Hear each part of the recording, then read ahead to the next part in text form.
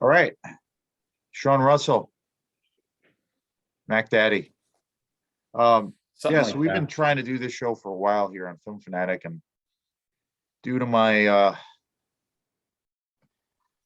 limitations with technology, it's taken a while. So, but I think we're here and ready to rock. So, Shawn Russell, has been a great friend and a real.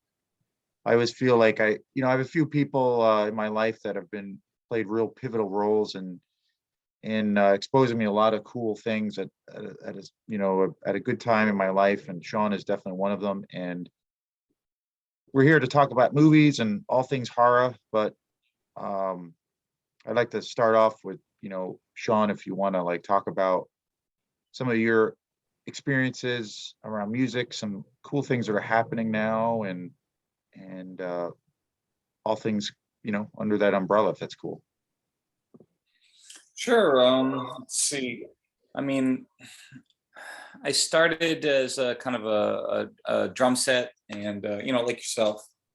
And I kind of taught myself guitar and kind of parallel to playing drums, and just I ended up at Berkeley, where we met. Right. So, Yep. geez, that was 1995, I think that was. Yeah, 95 or 96. Yeah. Yeah, that's a little while ago now. It's a little while ago. Yeah. Yeah, and so I kind of gradually, I was always interested in composing, and of course I was a film fanatic, Yeah. and but I really, I always loved film, and of course, the music comes along with that, and although that culture has evolved a bit, we can maybe get into that a little later. But Totally. Yep. Absolutely. and so it just seemed natural. So I just started gravitating towards piano as well, and I just started writing, and so I did a couple of semesters at Berkeley, and I had to kind of take a step back for personal reasons, unfortunately. But yeah, then I gradually worked my way into doing some, like, writing to picture, and doing some stuff for like documentaries and like TV and stuff like that, and just all sorts of stuff. I mean, I still played quite a bit, and I've kind of taken a step back from playing live for quite a few years now, but I'm looking to maybe get back into that really soon. But yeah, that's kind of hopefully a decent synopsis of what I got Yeah. going on these days. Yeah. And I remember how we met. Like we met at Berkeley, like you said, and we were waiting. I think we were like waiting on this, like this huge line of other kids and students, like for auditions and stuff at Berkeley. And I didn't know anything or anyone. And then you were waiting online in front of me, and we just started talking about, I don't know, we started talking about random things. Like I think maybe one of the first things we talked about was hey dude, have you heard the new Pantera or something like that? And then that just started this whole big thing. Yeah. We just started chatting about music, and then you mentioned a bunch of stuff, a bunch of groups and music I had not been exposed to, because when I went to Berkeley, I had not been exposed to jazz or fusion or anything. I was just total metal kid, and that's what the little experience I had was, just playing in those kinds of things. So it just opened this whole big thing. But then we ended up hanging out all the time, and got turned on to so many cool, you would make me let me borrow CDs all the time. And we used to go, and we became Antonio Sanchez groupies, and that was just mind boggling.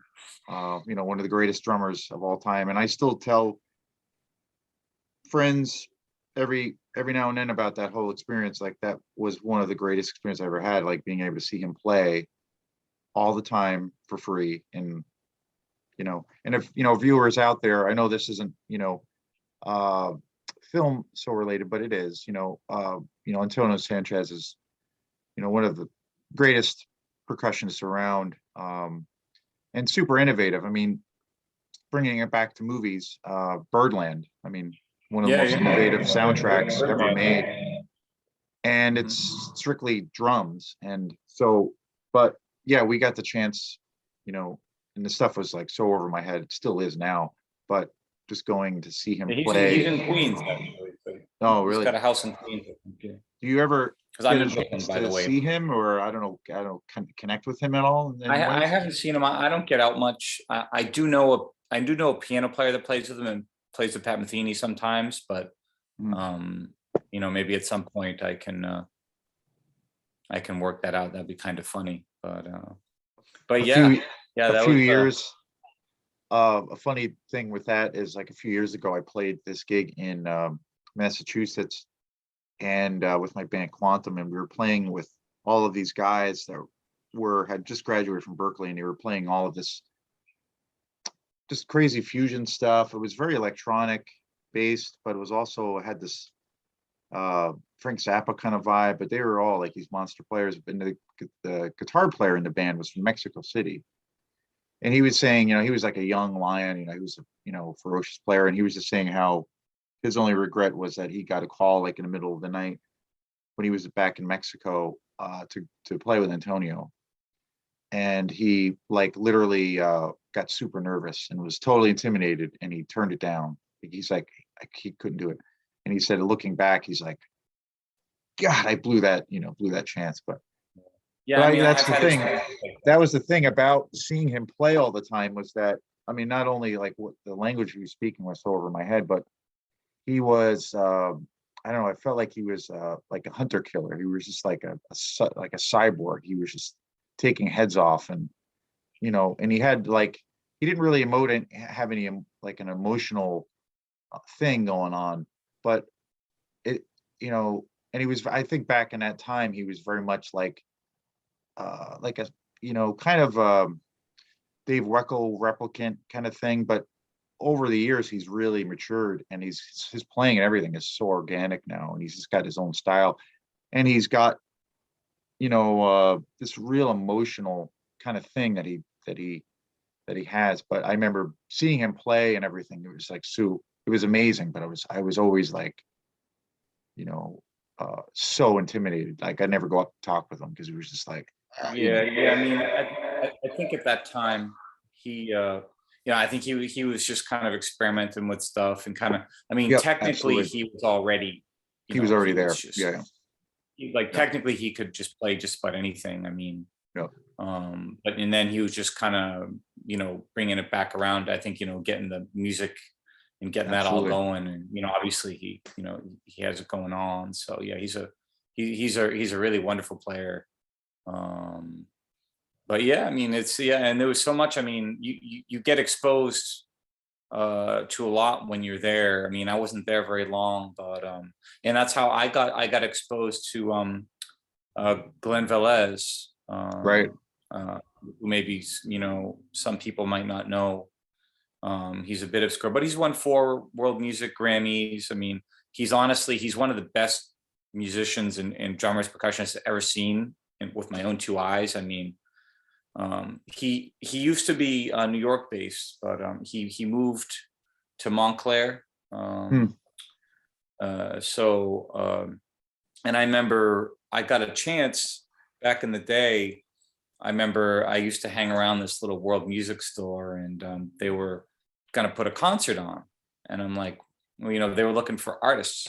And so I was like, hey, you should check this dude, Glenn, out. And they're like, oh, okay, And so it's like, yeah, we're going to get him. So they ended up booking him. But in the interim, the World Music Store actually like went bankrupt and closed. But Glenn had booked the gig, and he said, you know what? I'll still come for the gig. We'll Wow. do it as a benefit. So cool. And at this time, like, he was like one of my idols, because I was studying with Jamie Haddad at that point, doing like the Right. frame drumming thing, Right. like the South Indian stuff. I got really deeply into that, and I remember meeting him, and I was like super starstruck and stuff, and then he's like, oh, play a little for me, blah blah blah, So he's like, oh yeah, you're pretty good, man. It's like, you should come up on stage with me. I'll call you up on stage. And so Right. like and so I remember my mother and sister came to the gig, and it was a pretty big venue. And when they came in, because they knew I was kind of like, I was on my VCR, like slowing down, Glenn Velez licks and Right, learning right. and stuff. And like, they knew I was like The old totally days, the into old it. school way. Yeah, and so they came in and they saw me like chilling with Glenn, and they were just like, Yeah. it was just a funny moment. And then when but I like he smoked me. Like we went on stage and he just absolutely smoked me. But we'd had like we like Right. traded fours or Traded traded fours. eights or something like that. But yeah, I mean, I was pretty decent. I actually got a lot better later, and I was like, man, I wish I had that drum duel again. I might not be able to get mercilessly Right. crushed now. Totally. But then he was like, hey man, you should come to New York, do some lessons or whatever. And so I ended up studying with him a bit too. So that He was was really based, great experience. he was based then, or still is now in New York, Glenn Velez? No, he Montclair, New Jersey now. It's kind of like an RT town. He's out there now. I mean, I don't see him doing as much. He used to like take every gig he could, and he's like a super cool guy, like really laid back, really,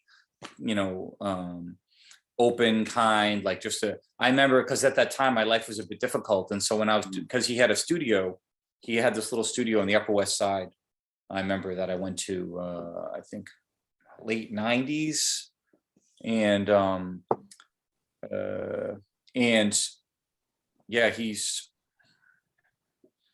yeah, I forget what I was even talking about, but Yeah, well, he's speaking of Glenn Velez, like yeah.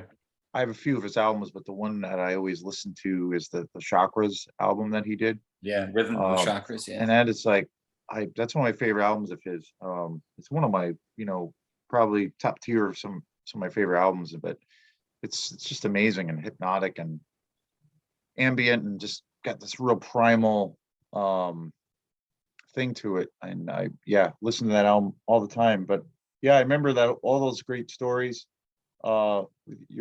with you connecting with him, and he was great. I haven't checked in with what he's been doing as of late, but I'm sure he's prolific and doing all kinds of things. I haven't either really. But the kind of bummer at the time was like, for me, like my life was a bit turbulent, so I wasn't really able to take full advantage of that connection, unfortunately, at the time. And he had recommended me to some to people to play with and stuff like that, like like some serious Carnatic musicians and a few other people and stuff like that. But I couldn't do it because of my life at the time, so that sort of stuff kind of slipped away from me. How long were you able to actually study with him for one-on-one for? So basically, it's kind of a funny story. I studied him more than I studied with him. So basically, I had already, I'll tell you kind of you can edit this out of the thing. It's kind of, it's great. One of my favorite stories to tell. But so, especially because if no one knows who the guy is, but he's absolutely phenomenal. But so I didn't really have a lot of access or resources, and so I'm mostly self-taught in everything I do. And so I had a few videotapes and stuff like that, and I had studied with Jamie Haddad, who's like he's a ridiculously amazing drummer percussionist as well. Just an amazing musician, and so I kind of had a little bit of basis for the technique that he was using. And I would, I would slow down and like frame by frame, like these old VHS tapes. And like, I was figuring out all his stuff. And so then I had a few questions. And so when he said, oh, you can study. And when I got to the studio, I booked 2 hours with Glenn. So that's my extent of like private study with him. But it was super cool. I mean, it's funny because he let me right in because he got his days flipped and he thought I was a refrigerator repairman. So because it was weird because like I remember I hit his buzzer and he buzzed me right in. I'm like I could be like the serial killer or something, right? That's awesome. But and so it was just this kind of funny exchange. But we did the lesson anyway, even though he thought it was the next day. And so basically I remember asking him, he said, play this. And so I was playing something. I was playing a guitar, which is kind of a type of frame drum. And I was playing some of his licks and whatever. And because I remember when I watched this video of him doing this particular technique at full speed, it's like oh, is that like single strokes, like right, left, and that's what I thought. And then when I slowed it down, I realized it wasn't. And so the funny thing was, is he asked me that same exact question. He's like, is that single Wow, strokes? And I'm like I copped it from that's him. pretty So kooky. yeah, it was kind of funny for me. It kind of validated me teaching myself all this crap, but I later kind of recanted that a bit. But anyway, so it Right. was just kind of a funny story where I had this weird circular experience with him. But yeah, so really I spent about 2 hours with him, but he'd come around and stuff like that. I saw him, later on here and there. But then I kind of lost contact Mhm. at some point, and that was that. But yeah, so that's just one example of the kind of connections and the people you're exposed to when you're at Berkeley. So it's Yep, I think it yep. can be really intimidating for a lot of people, but for me, it was like it was a food. So Yeah, I just yeah, the last, like, couple of years as a drummer that I know who lives here in Maine, and, he's a young guy. He just turned 21, but he was asking me about Berkeley, but he is, he already had all of this tremendous, experience playing in big bands, jazz combos, I mean, you name it. Just phenomenal talent, and he was, like, by 18, I mean, he could read anything, and then he could play anything, and he was a super nice guy, level-headed guy, and he wasn't, he's good, good head on his shoulders. But he was trying to get into Berkeley, and initially he got turned down, and I was just blown away by that. And then he got accepted, but he had a lot of people, including one of his teachers, who's like this phenomenal player. He's one of my favorite players. Um, who teaches at UMA here at the jazz program. But he had a lot of people that basically talked him out of it. And I was surprised because, looking back, I feel like my life has definitely gone in a very different direction you know, than say to a degree of like kind of um, the to a degree like the general pursuit of what Berkeley offers. Like, but at the same time, it was the best experience I ever had. And there are certain things that I was at odds with, but that was because of my limitations. But looking back, it was, one of the greatest experiences. So I always thought, well, here is this kid going into school he already has those tools. He has that exposure. And so I was really surprised by that. But it's still like every now and then when it comes up, I recommend. I don't know what the status is of like, because when we went there, it was like 1,000 years at this point ago. But like, I don't know what the status is of it now and how much, geez, God forbid, how much it costs or whatever. But I still think as it's double. It's Jesus, double what it was. but I still feel overall like collectively as much of a boot camp, and it was also the hardest experience I ever had in my life, um, music related. Um, you know, it definitely, um, I wouldn't trade that, just for all of those great experiences. It was just great. I remember like, even walking around, hanging out in the lobby in between classes and seeing like, remember Steve Haas, sitting there, amazing player, another amazing drummer who some folks don't probably know who he is, but just seeing him like practice on a pad for like, 2 hours between classes, like, Mhm.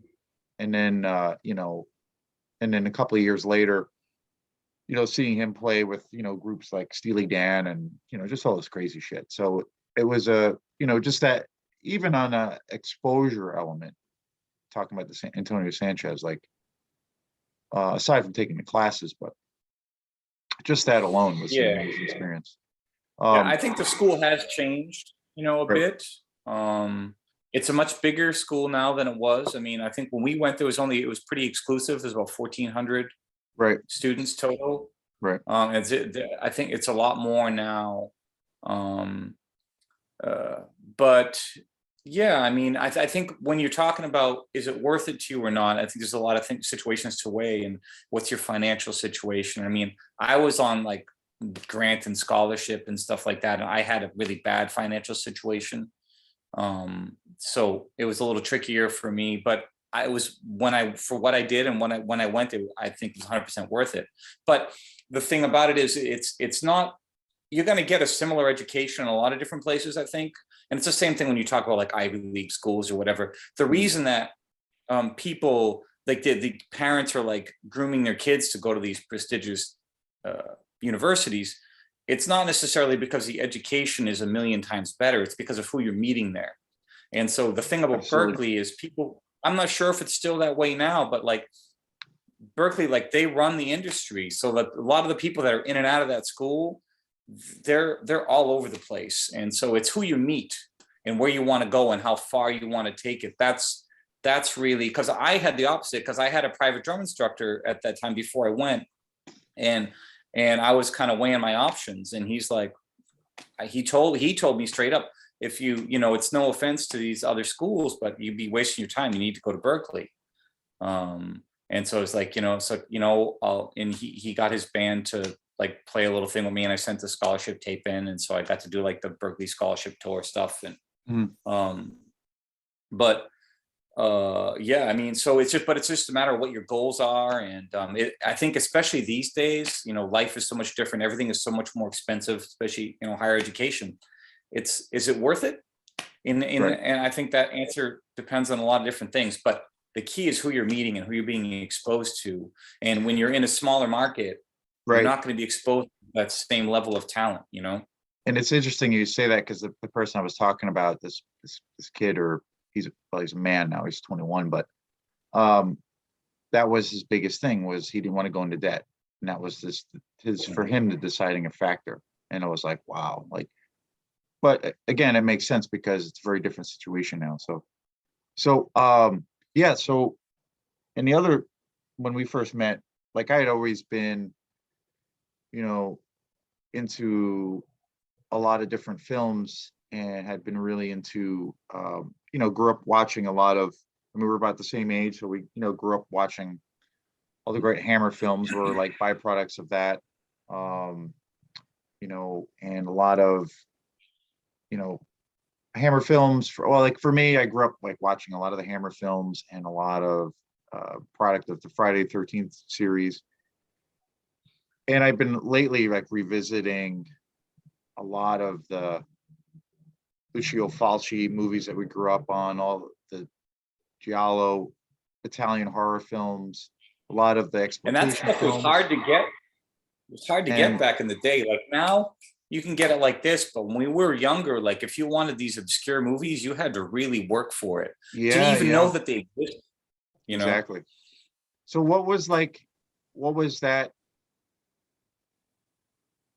experience for you? Like, you remember what that was like when you first had that, when you realized, wow, I'm really, and you have experience now working on documentaries and doing film score work. So it's like, obviously, if that planted a seed on you when you were younger, but do you remember like that first initial, I don't know, that bug that you got, or that when you got that fire? Honestly, it was probably Star Wars, John Williams. I remember as a little kid, I had the Star Wars vinyl, Wow. and so I would, like, when I would play with my toys or whatever, I would like hum my own soundtrack or whatever, apparently. So, and then I would bang on pots and pans. So I think I was always sort of, but I think when I really started to take film seriously was, I had a period of time when I think, I don't know, I was probably still in my teens, and I just started going to because you used to have to go to a video store, to rent VHS.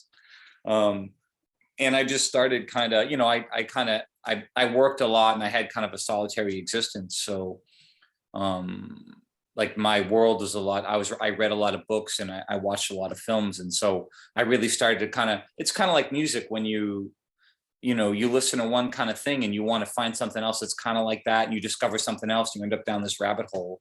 And it was kind of like that with me for film. You find something, and next thing you know, you're watching like Tarkovsky or something, Right. You jump from like Kubrick to Tarkovsky to, Lord knows what. And you just start getting on all kinds of stuff, but yeah, because when we grew up, like that genre stuff was it was like a big deal, and you had all like the video nasties Yeah. at the you know, with all these like these covers and like all these like sadistic nihilistic films and stuff like that. And it's kind of funny how all that stuff has ended up now. But yeah, so that was kind of my, and then I would just rent this, rent that, watch this, and I'd respond to something, and then I'd kind of try to research it, because you didn't have Google back then. Right. So, you know, you would just say, oh, who's the director? And you just find another box, Right. you know, with the director on it. Or maybe you liked the actor or whatever, and you get that and see if it was any good. You know, I mean, that's how, and then you just kind of built it from there. And it was this really organic thing, rather than like, let me Google best this. Oh, what's this? You know, and so people, I think there's it kind of stunts your growth and your taste a little bit when you're asking for what you think you already want. When sometimes you know, it's a lot harder nowadays to get something unexpected, because how everything is set up. I think that's kind of unfortunate, you know, because you just end up liking and getting into things that you never thought you'd get into, you know, when you discover things. And just because it gets bad reviews doesn't mean it's not amazing, you know. And I think a lot of stuff, it might not get like a 98% tomato meter or something, but that could just mean that like 60% of the people thought it was like a C+, you know. That's what all that means. It's like, so something like Rotten Tomatoes is an aggregator, and it just takes a whole bunch of reviews and just puts them together and averages them out. And so sometimes those really divisive films are the ones that we really respond to, you know. I remember when Dusk Till Dawn came out, it was like poorly critically reviewed, but I love that movie. Yeah, it's one of the greatest vampire movies ever. You know, there's just so many amazing scenes in that film. And but yeah, I mean, so it's just a different world now. It's just interesting to think about how we discovered stuff and how we saw stuff and how the newer generations do. But again, we're in the golden age. You can, like we were talking about it a couple of weeks ago, like you can just get anything now. Like the stuff that they're restoring is like super obscure. Yeah, it's, you know, like I typically buy, I have a pretty large movie collection, and I collect a lot of movies. You can see my Tourist Trap poster, but that's one of my favorite kind of exploitation movies. But anyway, like, so I like to, you know, and a lot of people, like, I'm kind of, you know, to a degree in a minority, because I realize people don't have the space. They don't want to acquire all of this stuff, and this, you know, stuff taking up all, you know, ungodly places and everything. But I typically, I like to collect, but I watch a lot, but I'm amazed, and I've been like, you know, we were talking about that and have been talking about that for a while, but I'm amazed by, like, you know, things that we grew up watching and the treatment that they're getting, like 4K and all these like incredible Blu-ray editions. Like, it's amazing. And that there's like, you know, I remember seeing a lot of these films, well, like Tourist Trap or like The Car, for instance, you know, a whole bunch of films where they're like, you know, regarded as like, you know, kind of garbage kind of things, and that they were throwaway. And, you know, they got maybe a 6-month run through like the drive-in circuit back in the day, and then they were just kind of disregarded. But then there was an audience for it, but it was never looked at as anything that had any kind of, you know, legitimacy. But over time, you have this cult-like thing that emerges, and now, you know, you have all of these video companies that are reissuing these things, and it's like it's insane. Like, it's amazing. And I feel like it is amazing. Yeah, I feel like that's, you know, I also always think too, like, as far as, you know, where we're at with digital versus, you know, physical copies, I feel like there's such a, you know, but also I realize too, the audience is probably still in the minority, but there's enough of a devotion to certain films and certain genres that, you know, I don't see like the digital thing wiping Blu-rays or physical copies ever away, because I feel like people want that artwork, and they there's something like I think vinyl. that's why vinyl is so popular now, because there's something to the tactile, you know. And you have the art and the smell, and it's all part of the experience. It's like buying a book instead of reading it on an ebook. Like Absolutely. I love a book, and like you get a nice new hardcover. I mean, it sounds weird, but like it smells good and like it feels good, and it's a different experience interacting with it. And I think when you buy something, you're kind of stuck with it. And so I think it's a little bit less things. It's a little more of a disposable culture now. But I mean, back in the day, I know I have to sound like old fogies here, but sometimes you take a chance because people who have taste like ours, it runs a bit obscure, right? So the rental store might not have that movie. So it's like, I really want to see this movie, but of course, you don't know anybody who's seen it. So you buy it because that's the only way you could possibly see it back then. And then maybe the first time you watch it, it's not what you expect, but then you might watch it again because you made that investment. It's like when you bought a tape and you're just like, oh, the first time you heard that album, it's like, oh, that's not that good. And then you listen to it again and again. And sometimes you decide maybe you don't like it, it's not your thing. But then other times it's like because I think our expectations going into something can kind of determine our first impressions. It's hard to sometimes be an empty cup when you have expectations about something. Absolutely. And but that experience is just totally gone. And also it sounds kind of dumb, but like if you're playing a VHS, like you can't just skip chapters. Like to get to the end of the movie, how do you can't get to the middle of, oh, I want to see this scene again. Good luck. You got to watch the whole damn thing because you have no choice. But it's like this sequential thing, it's this temporal. You hit play and it goes, and it's not so easy to just skip to this and skip that, Right, and right. I think that adds to or takes away from the experience. It can be both. Yeah, and for me too, it's interesting too because I'm very much into that whole idea too, where, what I worked with kids for a long time at a teen center, so I missed that place, but I got one of the cool things was that I got exposed to a lot of newer stuff, which some new music I really like, but like it kind of kept my my point of reference somewhat contemporary a lot of the times. But but I remember having that conversation with a lot of the kids at the time about like music or movies that they liked. And a lot of the times that they would run off an artist that they really liked, I don't know, like Dojo Cat or something.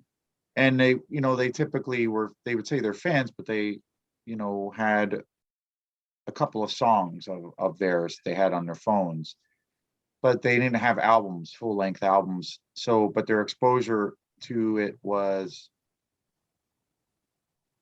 I don't know, very singular. And the same thing with films where they had seen clips of certain movies, or they watched half a movie on their phone, or and their exposure was very different than where we grew up. Where like if we discovered an artist, I don't know, like say Miles Davis, and we got really into some of his albums, we like for me, if I put in Nefertiti now, I'm not going to just usually put it in to listen to a couple of songs. I'm going to listen to the whole album. And I'm that same way with films. I'm that same way with films where if I throw in a DVD, or even I have a working VHS player, I'm going to watch the whole thing. Because I feel like that's the experience of it. And I feel like that's that's probably a generational thing now. Like there's a difference with that. I mean, unfortunately, I think it is, and I think the younger generation's kind of missing out a little bit in terms of that. I think, and it's just kind of funny how I think a lot of the creative movie stuff has really moved towards like television and streaming, like long form, and series. And I think with film, there's a lot less edgy stuff coming out. And I think that's partially it. Well, obviously it's like, so, these companies, film companies, they want a return on investment. So that's why we're seeing like remakes of remakes and stuff based on other properties like books or comic books or etc. So yeah, it's and so I think that's partially driving like people to discover all this obscure stuff, because people want fresh new stuff that, I think whether they realize it or not, people just kind of seek out like, new experiences and new stories and stuff that they don't know, something that isn't the same old thing, something different. And I think that's part of what's thrilling about watching some of these ridiculous old school films. Which is another point, is like I think a lot of film now, and even television to an extent, is it's like hyper-realism, and everything has to be like super realistic. And that's why I love Nicolas Cage, because he's an actor. He's aware, or he wants to be called the thespian, whatever. Right. Hey, bro, you're a thespian. But he understands his job, and you don't like. I walk out the door, and I take the subway to Manhattan or whatever, and I see real life all the time. I don't need real life in the screen. Like it's kind of like Picasso versus like someone painting something that looks exactly like a photograph. And it's like, I could just look at the photograph. When you start to deal with abstraction, I think that's when things get interesting with art, right? And so I think a little bit of that has been lost too. Everything is like super hyper realistic. And when you watch these old films, you're aware that you're watching a film, but it's amazing. It's a great experience, because that's cinema. It's like, that's why I love David Lynch, because like some of the stuff just makes no sense. And he does not want to make it. He wants to make you feel. He's poking and prodding at your senses. And that's the point of it. Like, I think if you have a visual medium, don't just put a book onto film. Escapism. Like, use the medium. It's cinema. We want to be like amazed and shocked and disconcerted, and that's all. It's like a roller coaster. You're terrified on the way up and thrilled on the way down. So yeah, I mean, maybe I'm going on a tangent here, but I think people really respond to just cinema, like, not like the kind of the more hyper realism, like soul crushing, like wannabe realistic kind of stuff that we see a lot of now. Yeah. No, I agree. It's like that definitely is a trend with television. And I like some of that aspect. Like recently, like we were talking about movies and Batman, for instance, like the new Batman that just came out. Like, a huge fan of. There's all kinds of great incarnations, for me, Tim Burton's versions, and obviously Christopher Nolan's versions. Batman Begins and The Dark Knight, not so much Dark Knight Rises. Yeah, no. But the Dark Knight is like pretty big disappointment. Yeah. But that was one of the things. Citizen Kane of superhero movies. Yeah, that was one of the cool things that piqued my interest. Was, I mean, with Tim Burton had that obvious, like, classic kind of Bob Kane vibe, and it was definitely like an alternate reality. But one of the cool things I thought with Christopher Nolan with those films was that it had this practicality to it, like that had that interesting, you could see this character actually becoming a reality, and I thought that was a really cool strength. Everything was gritty, and it had that aspect to it. But the thing that I really was taken aback by Matt Reeves' version, Robert Pattinson's The Batman that just came out, which I highly recommend anybody to see it in the theater. It's definitely that kind of experience. Was that it like harkened back to, like, it had it has the classic, Batman tropes and stuff, but it was like a hard-boiled kind of modern film noir thing, and it had this very heightened reality. So it had this, and then also the focus of the film is that Batman's the world's greatest detective, so it was like focused on that, or it is focused on that kind of aspect. But it has this like ultra kind of heightened reality. So it takes you out of. It's still it's still incredibly dark, but it takes you out of. Puts you in this really interesting fantasy universe for a couple of Mhm. hours or 3 hours, and it's really immersive. So it's a really cool balance of that, where it has this point of where it's got this realistic practicality to it, but it's also like this heightened universe, or heightened reality. I mean, it harkens back, at least for me, I felt like it came across as like an old school, even the way the dialogue, I felt like the way the dialogue for that film was kind of laid out. It felt like an old school, you know, a film noir Like that maybe like Chinatown or something. Chinatown or Humphrey Bogart might have starred in. So it had this real interesting alternative experience, so a really cool balance. But yeah, I totally understand that, but going back to, all of the classic movies that we grew up on, with the Hammer films and a lot of, like I mentioned, Lucio Fulci and all the Giallo films and all of the great, I've been really into Herschel Gordon Lewis. Some of the stuff is so completely ridiculous and absurd, but it's fun. It's like fun escapism. And they're like, I feel like Herschel Gordon Lewis, for instance, like clearly, he was an ad guy. He was totally about exploiting this framework of society that was into these like crazy, insane movies.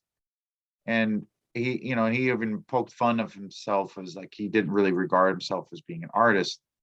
But I feel like the thing about his films is they're fun and they're entertaining, and they set a precedent for giving birth to, they predated a lot of the slasher films, and even I think Italian horror films for that degree, as far as the gore factor. But they're entertaining and fun, and it's like pure escapism. Even I feel like even, certain times you maybe have to be in a certain mood to watch, like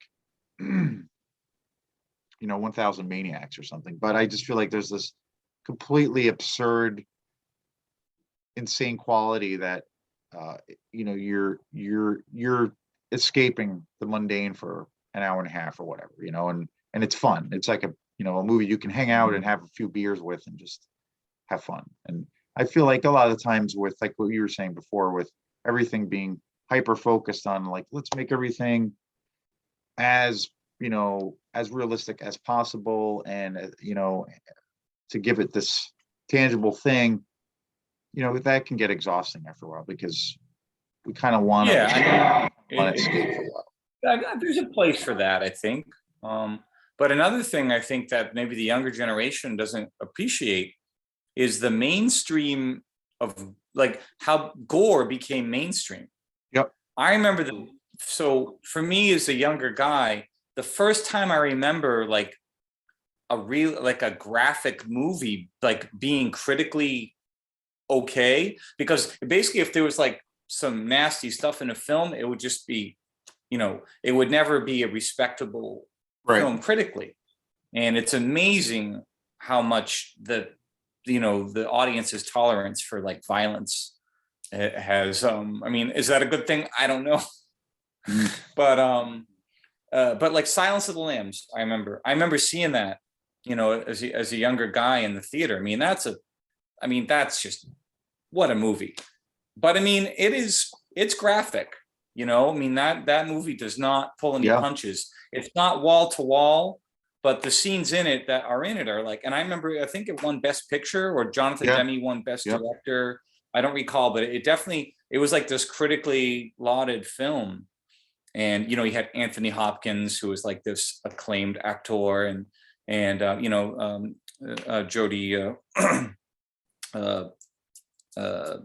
Jodie Foster, yeah, Jodie Foster. Coffee's still getting into me. So yeah, I mean, and now, like what, just like not that long ago, I think it was Hostel, like the #1 movie for a week or two.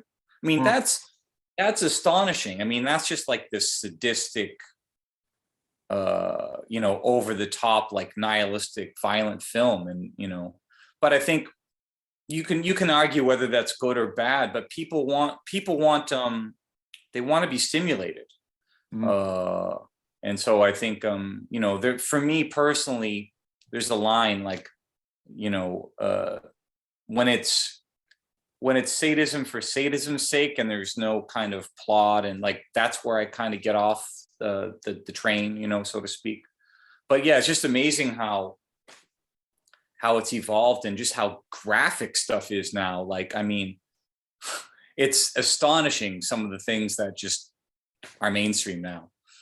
Whereas Yeah, when we yeah. were younger, it was just I like I mean, I love, like we mentioned, Horshagar Lewis and Lucy Fulci, and I just watched House, Zombies amazing, but I just watched House by the Cemetery, and it might be my favorite, but amazing. But like the gore factor at that time was intense, and I still feel like it holds up. But you're right about like how um, certain films in a modern kind of time, they have these jump scares, or they have this real quick kind of editing, but typically a lot of horror films, like the gore factor is pretty through the roof. So you're, like you said about Hostel, like that film reached that big of an audience, like that's a big change or shift. uh but yeah, I'm more old school too, more old school in the way too, with around, I like I typically I always loved like the less is more aspect, like with music or films where there's, yeah. I like Like things that have the a slow original build up. Texas Chainsaw. Like the Yeah, yeah, original Texas absolutely. Chainsaw Massacre is, it had this reputation, but when you watch it, it's more psychologically disturbing. I mean, there are some scenes in it, you know, but it's tame in terms of like Yeah, actual it's what you on-screen don't see, violence. right? Right. It's tame in comparison to a lot of what you see now. I just Um, I just like did a review for that movie X, the new Ty West movie, yeah, I and really want to see that. that was one of the cool things. It was a really great film, and it was a really, like we're talking about, the idea of trying to see a lot of these films in a theater with good sound. But that was a film that I felt was really great in that kind of setting, because the sound design was really a character for the film, and it was great. But it really harkened back, like it really reminded me of the original Texas Chainsaw Massacre, like the aesthetics and the build up and the setting and the music. Like it just felt, you know, it felt real, like what was happening. But it also had, it transported you to this particular time in history with the music and the costumes. But and it was very gory and very violent, but there was a lot of downtime. There was a lot of buildup, and it had this, and it wasn't a ripoff of Texas. Like it was an original kind of thing, unlike Well, Forest and look, I mean, I've Which only was seen the preview, but it like seems like Forest it, they Drop, they which was play into a like total the, ripoff. But yeah, very, very the cool. mega, yeah, Yeah, very, very cool. like Like the it mega did super something. dysfunctional family vibe. Yeah, It it did seemed like it was something kind of playing into original. that. It mixed a few Mhm. different genres that I hadn't really seen before. And but typically, like, getting back to what I was saying, or what we were talking about, like it had a slower pace. Like I typically always go back to films from the 70s and 80s, and before that, but typically 70s and 80s, where like things are a little bit more slow. They have a certain kind of grit to it, and this had that vibe, which I thought was very cool. And it required a little bit of patience. Like there was one scene in the film where there isn't really anything that necessarily happens, like typically, as far as what you'd view as like violence or somebody getting massacred. But the level of suspense, and like getting back to the sound design, was pretty amazing and powerful. But it just had this factor where you felt like something was going to happen. You didn't quite know what the end result was going to be, but it just really heightened this intensity level to it. And then it went in this totally different direction, and there was no actual violence in the film, like getting back to the original Texas, where but it was one of my favorite experiences, probably my favorite scene in the movie, where and there's no actual violence, but it was just left to the imagination. Like I always refer back to Alien, Ridley Scott. Same thing. Yeah, horror sci-fi. Well, you don't see, is mostly terrifying, more terrifying. Getting Yeah. back to Ridley Scott, I did a show on The Duelists, which I had been wanting to see forever. I always heard about that movie, and it was his first major film that he directed after coming out of the television and commercial world. But really see like how he was developing a lot of his technique and his whole aesthetic. When if you're a big fan of Alien and Blade Runner, it was really interesting to see that. But great movie, really. Harvey Keitel, like it's super awesome. And the thing too, I think it was rated PG, and it's pretty violent. And it was PG back in the day. I mean, remember Indiana Jones and the Yeah. Raiders of the Lost Ark? I mean, people's faces getting melted off and stuff. I mean, that yeah, was PG brain, back in the hearts, day. and yeah, very very different. And But then I remember when PG-13 came out. That's how old I am. yeah, I remember Yeah. the time before there was PG-13. yeah, amazing time. Where do you? I mean, closing up here. I know we've been chatting for a while, but just Yeah. figure we touch on maybe. I don't want to keep you for all your your time and stuff, but I really appreciate this. It's been a blast. And I don't know, like, is there where do you see, like, I mean, because we're the same age, kind of grew up same kind of thing, and we have a lot of the same interests. Where do you see, like, kind of the industry going? I mean, we've talked a lot about Jordan Peele and Robert Eggers and Ari Aster and stuff, like the The guys Northman is this month, baby. The Northman. The Northman. yeah, that looks pretty serious. And I guess he's doing Yeah, a Nosferatu remake. I just saw he's doing a Nosferatu oh, really? with Willem Dafoe. Oh, That yeah. probably won't suck. Yeah. No pun intended.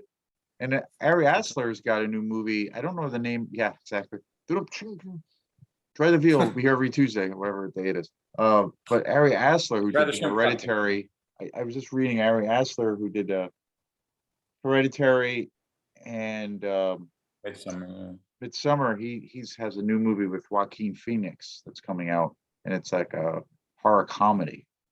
So that looks like All right. interesting.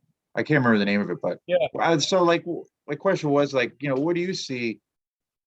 I mean, we talk about this stuff all the time, but like, where do you see the this whole thing going? I think what is old is new again. I mean, I think there definitely is. I think we're definitely getting back to a little more like gritty kind of, but I think nowadays, because film it's so hard to get a film made now, and so to get investors on board, you can probably hear horns and stuff in the background. Sorry, but this is Can't hear Brooklyn, anything. That's so good. Can't hear anything. that's good. So it's distracting the hell out of me, but so like basically you're dealing with like sort of horror in combination with other genres, and then like kind of socially conscious horror, which is actually not a new thing. I mean, when you talk about a lot of the classic horror films like George Romero, I mean, like all the Living Dead films are like their commentary on our society, Absolutely. and I think that is really, and Jordan Peele is kind of leading the way. And I mean, I'm really looking forward to his next one. Yeah, that looks like an alien horror kind of thing. I mean, and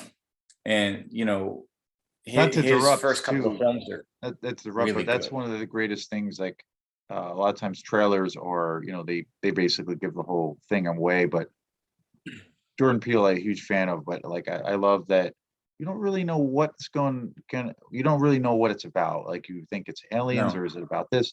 And I just love that it opens more questions. Like, but anyway. Yeah, and that's how it should be. You don't want it spoon fed to you. But I mean, yeah, and so I think that's, and you had there's a lot of remakes and stuff like that. I mean, I still want to see the remake of Candyman. Because the first one is I a really like classic. the remake. It's very, very different. I know Jordan Peele produced it, So it has like Yeah, he was a his, producer. it has his, it has, you can tell it's got his thing in it. Yeah, because the original kind of had this white savior thing going on that Mhm. wasn't great. But I mean, it's just classic. I mean, the amazing Yeah, score yeah, from Philip Glass, and it's just one of those. It's just a classic. I feel like it's a little under the radar, yep, but it deserves its place in like the pantheon of like those kind of cult horror classics. Um, yeah. Usually, I think but one of the yeah, best adaptations for Clive Barker. You know, like I was yeah, reading a thing yeah. I about mean, Clive the Barker. first Hellraiser is amazing Yeah, too. Um, but yeah, I think we're seeing a return to like that old, and even now like you have like, what is that movie, Censor. I have not seen it yet. I do want to see it, but it's like yeah. Me this neither. meta film about like the old video nasties, and you have this old film aesthetic where they have like either they shoot on film actually, or they'll like put the filters on to get like that vibe, or they have like the kind of the grimy music. And I think so yeah, it's just kind of repurposing. I think that's kind of where it's going now, and I feel like we've reached peak gore, peak sadism, and maybe we're starting to kind of like that's kind of maybe kind of retreating a little bit. There'll still be stuff out there, obviously there always will be, um, but I mean, there was a rash of films, I think early mid 2000s, that, I mean, it won't get any worse than that, or more violent or more Mhm. graphic. I just can't. um, so there's some older stuff that is too, like, it's ridiculously over the top, but yeah, I think and I think in streaming is somewhere to watch, and long form horror is maybe becoming a thing, but I feel like that hasn't really super penetrated yet. um it's more like dramas and superhero Right. stuff, crime kind of stuff, but it would be really great to see more of that kind of like real hard horror content coming on. There's been a few things, but to various degrees of success. But I mean, I think kind of that's where it's going. Um, uh, I mean, it's been a long time since I've just seen a pure horror film that's just like really excited me and thrilled me. Like I honestly, I can't remember the last one that I was like, man, that was Mhm. something. Um, I mean, I really love Guillermo del Toro's Spanish language films. I mean, it's not a horror movie per se, but I mean, Pan's Labyrinth. I mean, Masterpiece. it's one of my favorite films of all time. It's easily in my top 10. And I think that's an example of why please go see stuff in the theater. I mean, if you watch that on your flat screen at home or whatever, it still has impact. But I'll never forget, I'm sitting in the theater because that he's into like the Cronenbergian like body horror stuff, and he really knows how to get under your skin. It doesn't translate that well in his English language movies for some reason. I don't really understand why. Maybe it's just coincidence, small sample size. But in Pans, like there's some scenes in that are just brutal. But I remember I'm assuming you've seen it Yeah, yeah, at yeah. It's least an once. amazing, amazing film. But so when the captain, because she slices his face open, right? And so he's got the bandage on there, and I remember seeing this huge screen, and when he takes the shot of tequila, and he has the bandage Yeah. on, and Oh, then the tequila comes through, and the blood just fills up this giant screen. I mean, that is visceral impact.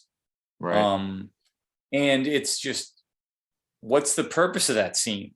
It's to have that impact. It's to make you feel, and that's the power of the image. And I hopefully we're returning to that, and Mm. less of just putting a story onto the screen, but like there's things you can't do that in a book. Right. You just Absolutely. can't. You know, um, That's it some of has the to be things. seen. Yeah, that's one of the things I think, with, the directors I mentioned, Jordan Peele and Ari Aster and Robert Eggers, like they have that kind of uh,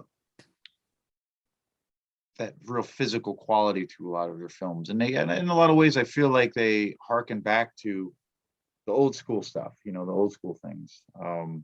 remember seeing an interview with Robert Eggers, and he was talking about when he made The Witch, and then he's made The Witch and The Lighthouse, But he was talking about when he was a kid growing up, and he got totally obsessed with Stanley Kubrick. He said he's probably watched The Shining. His favorite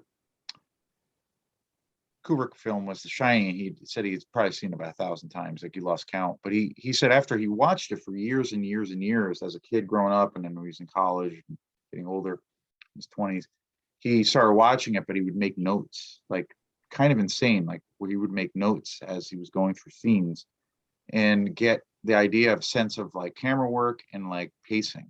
And that's where he kind of developed that.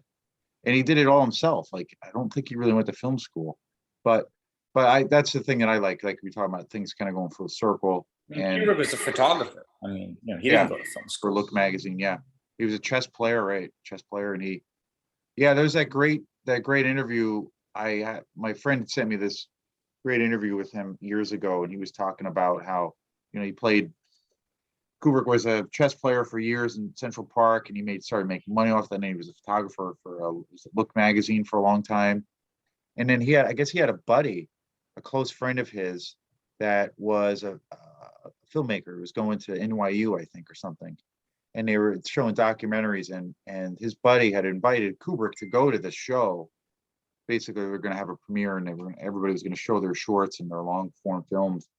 And he went to it, and he was a pretty established photographer at the time, and he left there completely disappointed. And he was just like, I remember he was saying in an interview, he turned to his friend and said, I can make anything better than any of these guys. And after that, this fire was lit. And that's how he got in a film. Like that was just like, wow, like it's crazy. But you totally see that. You see that in his films where visually it's got all those aspects. I just watched Full Metal Jacket the other night. I just got it on Blu-ray. I hadn't seen that in years. And it just so plays into that whole visual aspect. And I also feel like I almost feel like I see his the way his mind worked when he was like a champion chess player, like all of these pieces being laid out, like just so meticulous. But anyway, yeah. I remember there was a guy, I remember he got really mad because one of the cast members of The Shining beat him at chess, and because of course Kubrick was a notorious prick, so he was not the nicest guy in the world. He has a pretty long, well documented reputation of being a prick. I'm trying to remember who it was, but yeah, he was beat by one of the guys on there, and set. I think like Interesting. And Stanley was a ranked master, I think, chess player. Right. But yeah, and so he got beaten. I remember he just got really mad about it. I wish I could remember which cast member it was. Yeah, but maybe the audience can Google it. Yeah, I could totally see that, because there's that great, one of the best documentaries is that was a Stanley Kubrick's daughter made of The Shining, and there's that scene where he's like, going after Shelley Duvall for these takes, and poor Shelley Duvall, Jesus, totally breaks her, and she's like, yeah. But super interesting. Yeah, she was amazing in that film. I mean, without her, that film would not be the same. Absolutely. I mean, she's kind of like the secret star of that film. I mean, Jack Nicholson is great, but without that vulnerability that she has in that movie, it doesn't work. Yeah, it's amazing. Well, Shawn, I don't want to. We've been going for quite a while here, so yeah, you're probably gonna have to edit this heavily.